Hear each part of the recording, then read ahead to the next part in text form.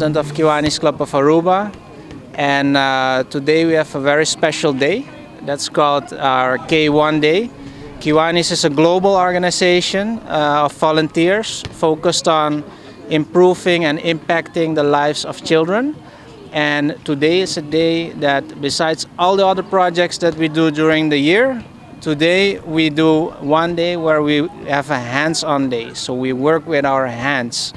And we are here at Imelda Hof. Imelda Hof is a special place where children who cannot stay at their house for one reason or another are being taken care of. And there's a lot of maintenance needed. And we are with a large group with all the clubs here today to work with our hands and to do maintenance and to fix the place up.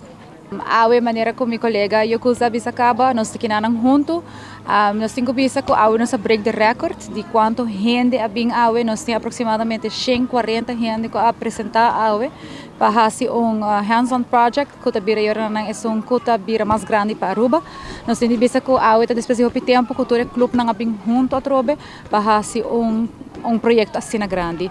Aí, passador de COVID, o club não a participar de K1 Day, mas somente nós a parte para convertir a regra de COVID-19. Então, a trobe tá record breaking de quanto gente está junto trabalhando na diferença de muito não de Aruba. Nós temos CKI University e CKI API, também nós temos key clubs Colégio Nigel Matthew, Key Club Colégio Arubano, nós temos Builders Club também conosco em mainta, nós temos Builders Club San Antonio, Builders Club Montplaisir e Builders Club Colégio Santa Filomena. Então, agora nós vamos representar com os SLP, então nós queremos agradecer no tour para vir join agora em K1 Day. E me tenho pensado leuk dat die dia de awe dat com tour clubnan rond mundo, mas por não tá organizando K1 Day awe. Mas de nossa division que consiste de Trinidad and Tobago, Aruba, Bonaire, Curaçao e Suriname, tour caminha tem atividades de K1 Day.